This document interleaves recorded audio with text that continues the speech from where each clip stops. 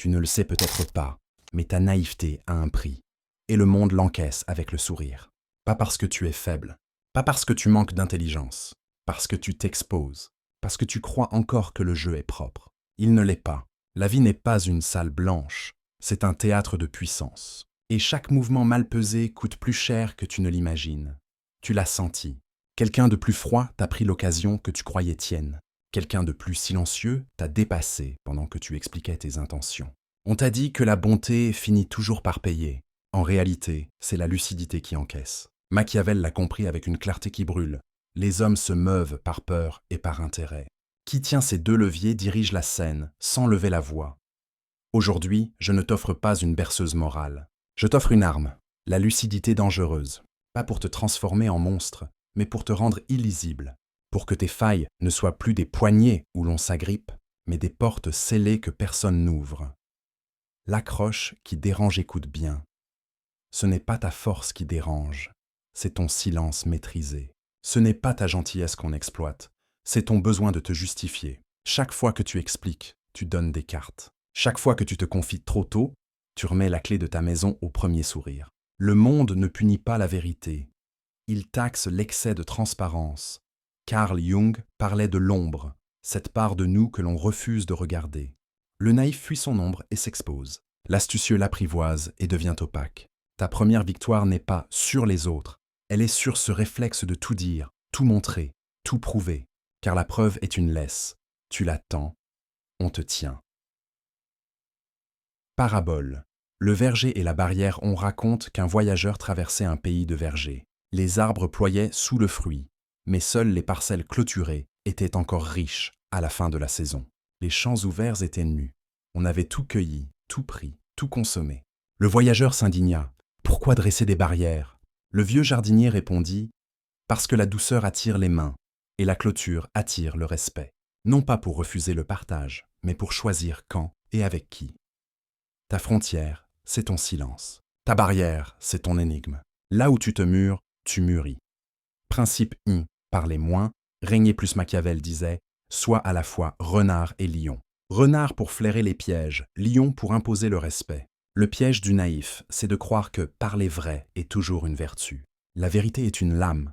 Mal tenue, elle te coupe. Le renard observe, cartographie, archive. Le lion choisit une phrase, une seule, et elle tombe comme un décret. Exercice discret. Dans ta prochaine réunion, ne donne pas ton plan. Donne une direction, puis pose 3 questions.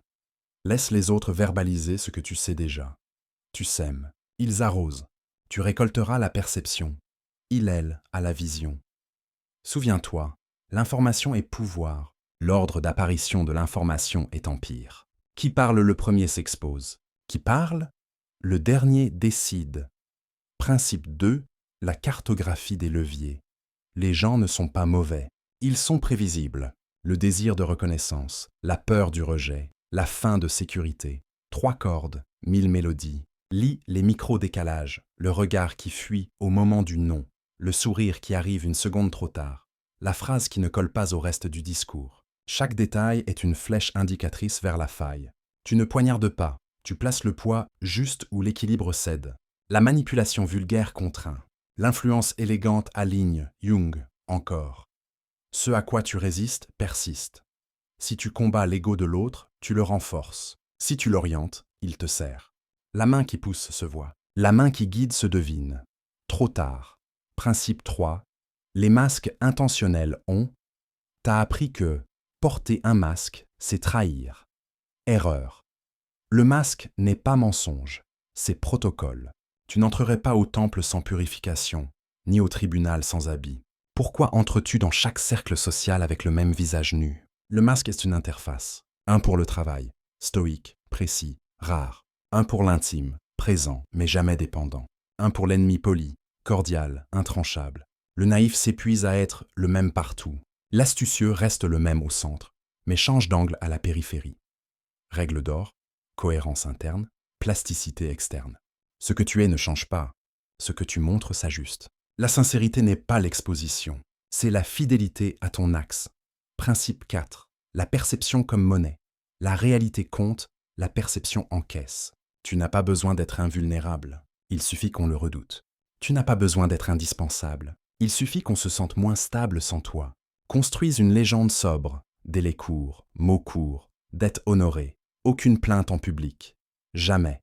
Reconnaître une erreur avant qu'on te la jette au visage, une fois, nettement, puis on passe. Tu ne cherches pas à paraître parfait, tu parais inébranlable. La confiance naît de la prédictibilité, pas de la perfection. Principe 5. Le calme comme architecture. Le premier royaume à conquérir, c'est ton visage. La colère, la panique, l'euphorie. Autant de fenêtres ouvertes sur ta salle des cartes. Ferme. Respiration basse, regard posé, voix lente. Si l'on ne lit pas ta météo, on ne prépare pas la tempête contre toi. Souviens-toi du joueur d'échecs. Il ne réagit pas à la pièce qui bouge. Il parle avec celle qui n'a pas encore joué. Micro-rituel, discret, efficace. Seconde de silence avant de répondre à toute question sensible. Reformule l'objectif de l'autre devant lui. Si je comprends bien, tu veux... Et observe ce qui se contracte. Pose une condition à chaque oui. Un oui nu est un don. Un oui conditionné est un contrat. Principe 6. Le secret productif tout n'a pas vocation à être caché, mais tout a vocation à être séquencé. Ne montre jamais la version finale de ton plan tant que l'infrastructure n'est pas verrouillée. Donne des miettes plausibles, jamais la miche. L'ennemi élégant se trompe de porte parce que tu as dessiné un couloir entier pour l'y conduire. Tu n'as pas à détruire, tu déplaces. Il ne chute pas par ta main, il trébuche dans le décor que tu as planté. Principe 7. L'alliance invisible au travail. Le mérite ne suffit pas, il faut des témoins. Fais bien, puis fais voir, pas en fanfare, en capillarité. Identifie 3 nœuds d'influence. Pas forcément les chefs, mais les courroies de transmission. Nourris-les d'éléments concrets qu'ils pourront répéter sans te citer. La rumeur de ta fiabilité fera pour toi ce que ton autopromotion détruirait. On promeut rarement le plus brillant, on promeut le plus rassurant. Deviens la zone de basse tension où les autres respirent. Appel à l'action. Deviens lecteur du je-ci.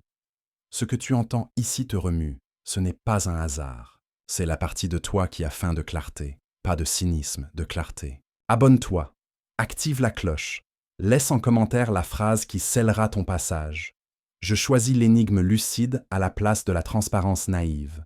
Like si tu veux que ces lois deviennent des réflexes. Partage à celui ou celle qui confond encore bonté et exposition.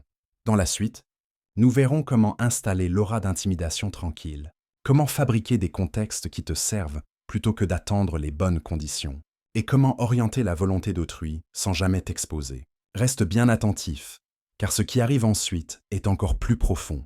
Dans la suite, nous verrons comment installer une aura d'intimidation tranquille, comment fabriquer des contextes qui te servent, et surtout, comment orienter la volonté d'autrui sans jamais te trahir. Ce que tu as entendu n'était que théorie. Maintenant, on passe à la forge. Reste attentif. La pratique transforme la sagesse en arme. Installer l'aura d'intimidation. Tranquille l'aura n'est pas un costume ostentatoire. C'est un champ invisible, une gravité qui arrête les gestes superflus des autres. On la confond souvent avec la brutalité. C'est une erreur. L'aura véritable est calme, mesure et refus poli. Elle se construit en 3 couches. Posture intérieure, discipline émotionnelle. Tes réactions sont ton alphabet stratégique. Apprends à lire l'archipel de ton corps. Respiration, mâchoire, rythme cardiaque. Quand tu maîtrises ton corps, tu maîtrises le récit que les autres se racontent sur toi. Exercice. Chaque matin, 5 minutes de respiration, 4-4-8. Quand la tempête arrive, ta voix ne tremble pas. Ton silence parle, langage réduit, signification amplifiée. Les mots courts pèsent plus lourd, une phrase dense vaut 10 longues explications. Pratique, reformule tout en une phrase. Utilise le silence comme ponctuation. Le silence après une déclaration fonctionne comme une signature. Il oblige l'autre à remplir l'espace. Symbole contrôlé, ta tenue, tes rituels, tes objets de présence. Rien d'extravagant, plutôt des indices répétés. Une montre sobre, une tasse toujours fermée, une façon unique de serrer la main. Ces détails deviennent des marques mémorielles qui te rendent prévisible dans ton mystère. L'aura protège. Elle n'opprime pas, mais elle incline la balance. On hésite avant d'attaquer ce qu'on perçoit comme stable et calculé. Fabriquer des contextes qui te servent, le plus grand mensonge du naïf. Il croit que la situation est un donné. L'astucieux, c'est la créer. Chaque occasion favorable est d'abord un contexte préparé. Voici comment modeler ces contextes. La mise en scène invisible. Avant une réunion, fais circuler une idée en privé. Un email court, une remarque à une personne influente. Quand tu prends la parole, tu reprends l'idée comme si elle était écho. Les autres croiront que c'est l'air du temps. Effet, on te perçoit comme synchro, visionnaire, parce que tu as déjà planté les étendards. Offrir des choix calculés ne propose jamais une seule option. Offre 2-3 alternatives où chacune mène à l'un de tes objectifs. L'illusion du choix est la clé. L'autre croit décider. En réalité, il marche vers le destin que tu as pavé. Créer l'urgence contrôlée. Une date, une petite pénalité fictive, une fenêtre courte. L'urgence falsifiée pousse à la décision avant que l'ennemi n'ait le temps d'analyser. Attention, l'urgence doit être plausible ou elle se retournera contre toi. Amplifier les alliés faibles transforme des voix modestes en relais. Donne à quelqu'un un fragment de vérité qu'il peut répéter. Les voix multiples donnent l'illusion d'un consensus que tu n'as pas besoin d'acheter. Orienter. La volonté d'autrui sans manipulation. Clameureuse. Manipuler n'est pas casser des volontés, c'est les canaliser. Les êtres humains fonctionnent sur des leviers simples. Savoir les toucher avec finesse est une forme d'art technique du miroir inversé. Renvoie à ton interlocuteur une version amplifiée d'un désir déjà présent chez lui, mais sous la forme d'une conséquence logique qui sert ton plan. Exemple, tu veux visibilité? Voici une manière dont cela te la donnera, en servant aussi mon projet. Il adopte l'idée comme s'il l'avait trouvée. Le compliment instrumenté. Louer quelqu'un sur un point précis qu'il valorise le met dans une position de dette psychologique subtile. Les compliments larges sont mous, les compliments précis sont des clous. L'asymétrie de l'information. Tu donnes une demi-vérité en laissant croire qu'elle est complète. L'autre bâtit des hypothèses. 70% des gens n'aiment pas la dissonance. Ils complètent les vides avec des projections favorables à leur confort. Utilise cela. La règle des petites concessions donne peu pour recevoir beaucoup. Une concession minime suscite une attente de réciprocité. Les gens veulent équilibrer les comptes, exploitent cette règle humaine ancienne. Façonner la faiblesse. Calculer. Montrer de la faiblesse de manière calculée est une arme paradoxale. Elle déclenche l'erreur chez l'adversaire. Quelques méthodes. L'erreur feinte simule une faiblesse légère pour attirer une réaction excessive. Ceux qui attaquent trop tôt s'exposent.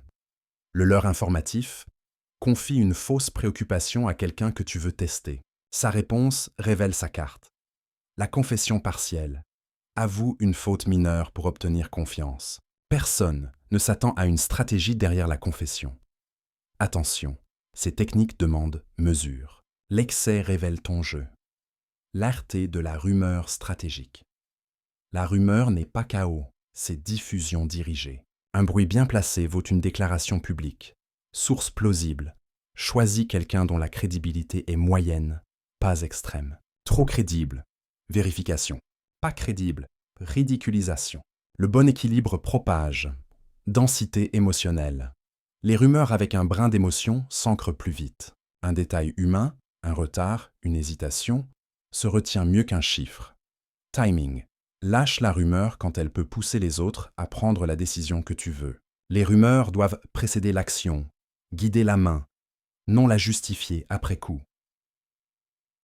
Protection en retour. Quand la rumeur travaille pour toi, tu te tais. Laisser la rumeur faire son travail éloigne la suspicion. Rituel de renforcement. Transformer la stratégie en habitude, ce n'est pas un cours, c'est un entraînement. Sans répétition, la stratégie reste théorie. Journal de silence. Garde une colonne des moments où tu t'es tu. Note le résultat. Tu verras la corrélation entre silence et avantage. Agenda d'exposition. Planifie une révélation contrôlée par semaine. Une information que tu délivres juste assez pour manipuler la perception. Cartographie d'intérêt. Liste 15 personnes autour de toi avec leurs leviers principaux. Peur, honneur, ambition. Ajoute une ligne. Comment ils réagiraient si et pratique mentalement. Simulation mensuelle. Une situation adverse simulée. Joue ton rôle et note où l'émotion a perturbé le plan. Répète jusqu'à ce que la réaction devienne automatique. L'éthique machiavélique. Choix et limite astuce apprendra vite que le pouvoir sans finure corrompt. L'astuce n'est pas l'absence de morale, c'est la maîtrise de la finalité. Avant chaque action, pose-toi 3 questions. But réel. Est-ce pour protéger ou pour jouir de la domination? Coût collatéral. Qui souffre et est-ce acceptable pour ta cause? Durabilité. Cette tactique crée-t-elle un terrain favorable à long terme ou une victoire éphémère? Le non-respect de ces questions transforme l'astuce en malveillance. L'astuce durable construit un empire. La ruse aveugle creuse une tombe. Exercice. Pratique. Immédiat. Cette semaine, choisis une réunion. N'ouvre pas la parole avant le 3e tour. Observe qui comble le silence et avec quelles informations. Dans une conversation personnelle, pose une question neutre, puis compte 5 secondes avant de répondre. Note le changement d'attitude. Identifie une personne qui te domine inconsciemment. Envoie-lui une remarque valorisante sur un détail précis. Observe la dette psychologique. Conclusion intermédiaire, tu t'armes. Tu transformes l'intuition en protocole. Mais il manque la dernière pièce. Comment soutenir ce pouvoir lorsque la résistance s'organise? Comment créer une présence qui non seulement protège, mais agrandit ton territoire sans bruit? Comment convertir les petites victoires en hégémonie silencieuse? Reste bien attentif. Dans la suite, nous apprendrons à construire un réseau invisible, à gérer les crises de réputation et à transformer tes défaites calculées en gains futurs. Ce qui vient est la mécanique fine qui rend l'astuce irrésistible. Reste avec moi. La deuxième moitié de la carte est plus tranchante encore. Tu es encore là. Cela signifie une chose. Tu refuses de rester le pion que d'autres déplacent. Tu commences à voir ce que la plupart ignorent. La vraie guerre ne se livre pas avec des armes, mais avec des perceptions. Tu comprends maintenant le pouvoir du silence, du masque, de la rumeur. Mais écoute bien, la stratégie n'a de valeur que si elle se consolide en réseau. Un homme seul, même astucieux, finit toujours par être encerclé. Un homme relié par des fils invisibles devient intouchable. Dans cette partie, tu vas apprendre à bâtir ce réseau secret, à transformer tes défaites en victoires différées et à convertir ta présence en mythe silencieux. Le réseau invisible Machiavel l'avait vu. Un prince isolé et vulnérable. La force n'est pas d'avoir beaucoup d'alliés bruyants, mais quelques relais discrets qui travaillent pour toi, même en ton absence. Les 3 cercles intérieurs. 2 à 3 personnes qui connaissent une partie de ta vision, jamais toutes. Elles te sont loyales par intérêt ou reconnaissance. Cercle intermédiaire, une dizaine de contacts qui croient que ton succès les favorise. Tu les nourris de symboles, d'attention calculée, de reconnaissance mesurée. Cercle externe, la masse. Tu ne la contrôles pas directement, tu la séduis par réputation, par aura. C'est le champ magnétique qui attire ou repousse. Ton erreur passée, avoir confondu ces cercles. Avoir donné au cercle externe ce qui ne devait jamais sortir du cercle intérieur. 2. L'alliance asymétrique fait des alliances où tu donnes moins que tu ne reçois. Pas en exploitant brutalement, mais en calibrant l'échange. Règle. Offrir reconnaissance coûte peu, recevoir loyauté rapporte beaucoup. Apprends à dire une phrase qui transforme l'autre en porteur de ton image. Sans toi, ce projet n'aurait pas eu cette forme. Ce n'est pas vrai à 100%, mais ce n'est pas faux non plus. L'essentiel, c'est l'effet. Il devient ton ambassadeur. 3.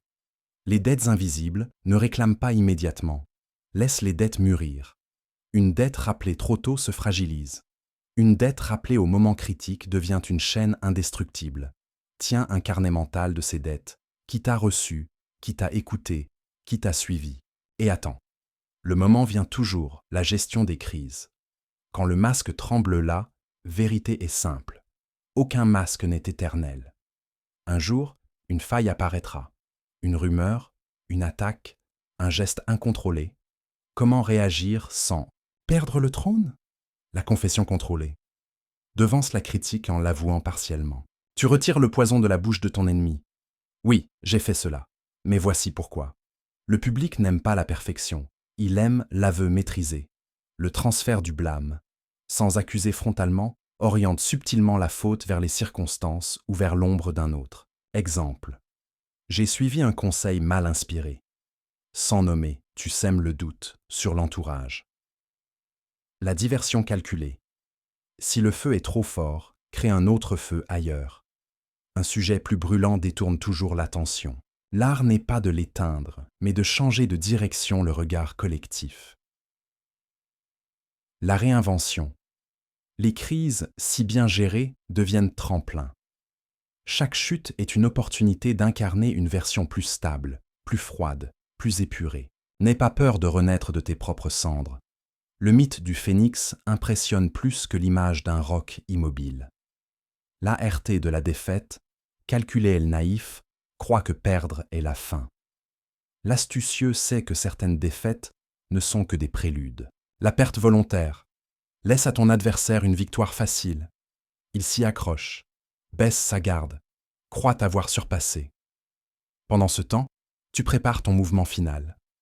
La victime apparente accepte une humiliation contrôlée. Le monde déteste le trop fort. Se montrer blessé attire la sympathie, qui peut être reconvertie en soutien politique. La défaite stratégique. Perds là où la perte est visible. Gagne là où personne ne regarde.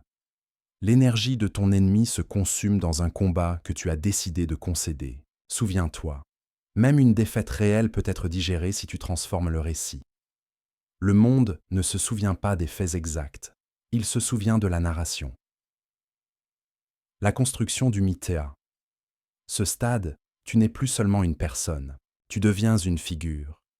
L'astucieux suprême n'est pas celui qui manœuvre chaque jour, c'est celui dont la simple réputation agite à sa place. Les trois piliers du mythe, le mystère, laissent toujours une zone d'ombre. Trop d'exposition tue l'aura. La constance. Répète quelques gestes immuables qui deviennent ta signature. L'inaccessibilité relative. Sois présent, mais pas disponible à tout moment. La rareté fabrique la valeur. Le mythe agit comme une armée silencieuse. Les gens spéculent, projettent, amplifient. Toi, tu observes. Parabole. L'ombre du général 1. Vieux général avait perdu plusieurs batailles, mais ses ennemis hésitaient toujours à l'attaquer directement. Pourquoi ? Parce qu'on disait qu'il avait toujours une stratégie cachée, une dernière carte, même quand il n'en avait pas. Ce n'était pas sa force réelle qui le protégeait, mais l'ombre de son mythe. Ses ennemis craignaient plus l'illusion que la réalité. Ainsi, même ses défaites renforçaient sa légende. Appel à l'action tue. Il le voit. Le jeu ne consiste pas seulement à survivre, mais à écrire ton aura dans la mémoire des autres. Si tu es encore là, c'est que tu refuses de redevenir naïf. Alors, dis-le dans les commentaires. Je transforme mes défaites en armes invisibles. Abonne-toi, active la cloche et partage cette vidéo à celui qui n'a pas encore compris que le pouvoir ne se prend pas. Il se construit dans l'ombre. Dans la suite, nous irons encore plus loin. Nous parlerons de la consolidation finale de l'astuce. Comment faire de cette stratégie non plus un masque occasionnel, mais une seconde peau. Nous verrons comment brûler définitivement l'ingénuité, vivre sans retour possible et devenir non plus joueur, mais architecte du jeu. Reste attentif, car ce qui vient sera la révélation ultime. Tu es arrivé jusqu'ici. Cela veut dire que quelque chose en toi s'est déjà retourné. Tu n'écoutes plus ce message comme une simple théorie. Tu l'absorbes comme un nouveau code de vie. Et c'est bien cela. L'astuce, à ce niveau, n'est plus un masque qu'on met pour se protéger. C'est une seconde peau, un mode de respiration, une façon d'être qui ne quitte jamais. Ce dernier chapitre est le plus brutal, parce qu'il ne s'agit plus de te défendre, ni même de manipuler. Il s'agit de te consolider, de faire en sorte que plus jamais tu ne retombes dans l'ingénuité, de devenir l'architecte invisible du jeu. L'irréversibilité de l'éveil long te l'a dit, mais je veux que tu le graves en toi. Une fois que tu vois, tu ne peux plus ne pas voir. Une fois que tu comprends les leviers de l'humain, tu ne peux plus redevenir candide. Cela a un prix, la solitude. Mais ce n'est pas une solitude vide, c'est une solitude d'altitude. L'air y est plus froid, mais la vue y est plus claire. Machiavel savait que la lucidité effraie. Elle fait de toi quelqu'un que les autres qualifieront de froid, de calculateur. Ils ont raison, mais ils se trompent sur une chose. Tu n'es pas devenu cruel, tu es devenu lucide. Et la lucidité, dans un monde d'illusions, ressemble à de la cruauté. L'habitude comme nature tue ne peut pas être astucieux par intermittence. Le jour où tu relâches, le jour où tu te dis « ici je peux être totalement transparent », Ce jour-là, tu redeviens vulnérable. Répète, parlez moins que les autres. Observez avant d'agir. Anticipez les réactions. Gardez une part de mystère, même avec ceux qui te semblent proches. Ces gestes doivent devenir réflexes. Comme respirer, comme marcher. Tu ne réfléchis plus à ta stratégie. Tu incarnes ta stratégie. Le filtre naturel, quand tu vis ainsi, beaucoup s'éloignent de toi. Ton silence les dérange. Ton regard les déshabille. Ton calme les intimide. Ne lutte pas contre cela. C'est le filtre naturel. Ceux qui restent sont ceux qui peuvent supporter la clarté. Les autres n'étaient pas faits pour marcher à côté de toi. Ne le prends pas comme une perte. Prends-le comme une purification. Le pouvoir, réel, ne se partage pas avec tous. Il se confie seulement à ceux qui sont assez solides pour le recevoir. L'illusion du pouvoir absolu mais. Attention. Ici se trouve le piège final. Croire que ton astuce te rend invincible. Rien n'est invincible, pas même l'empire le plus froid. La seule invincibilité est dans l'adaptation. Sois caméléon sans jamais devenir prisonnier d'un seul rôle. Change de couleur quand il le faut, mais ne perds pas ton axe. C'est cela, la vraie permanence. Non pas la rigidité, mais la souplesse enracinée. L'ART de l'ombre longueuse n'est pas assez de gagner aujourd'hui. Le véritable stratège joue sur des décennies. Laisse une impression qui travaille même quand tu n'es plus là.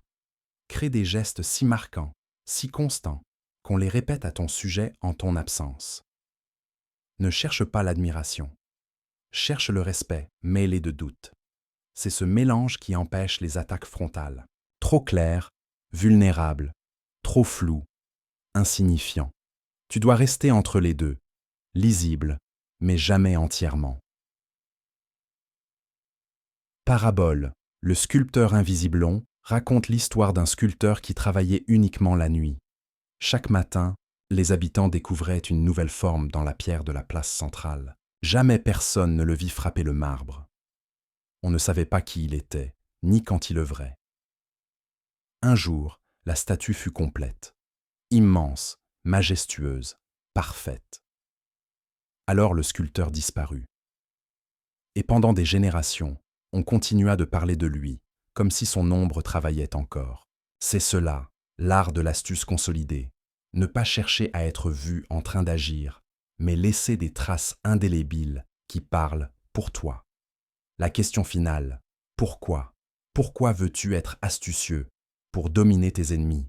Pour éviter les humiliations? Pour construire ton royaume? Il faut que tu répondes, parce que ton intention finale décidera si ton astuce devient empire ou prison. Sans but, ton pouvoir s'érode dans les jeux de domination stérile. Avec but, ton pouvoir devient une architecture qui te survit. Appel à l'action si tu as suivi ce chemin jusqu'au bout, alors répète-le. J'ai brûlé mon ingénuité, je choisis la lucidité. Écris-le dans les commentaires. C'est ton saut, ton engagement devant toi-même. Abonne-toi, like, partage cette vérité à ceux qui dorment encore. Parce qu'une fois que tu as ouvert les yeux, tu ne peux plus les refermer. Conclusion. Voilà, le secret. L'astuce n'est pas un masque temporaire, elle est une renaissance. Elle ne t'empêche pas d'aimer, mais elle t'empêche d'être aveugle. Elle ne t'empêche pas de donner, mais elle t'empêche d'être dépouillé. Elle ne t'empêche pas de perdre, mais elle transforme chaque perte en levier. Tu n'es plus la victime du jeu. Tu n'es plus la pièce. Tu es l'architecte du plateau. Et désormais, rien, ni personne, ne pourra rejouer avec toi comme si tu étais naïf, parce que tu es devenu ce que le monde redoute, dangereusement astucieux.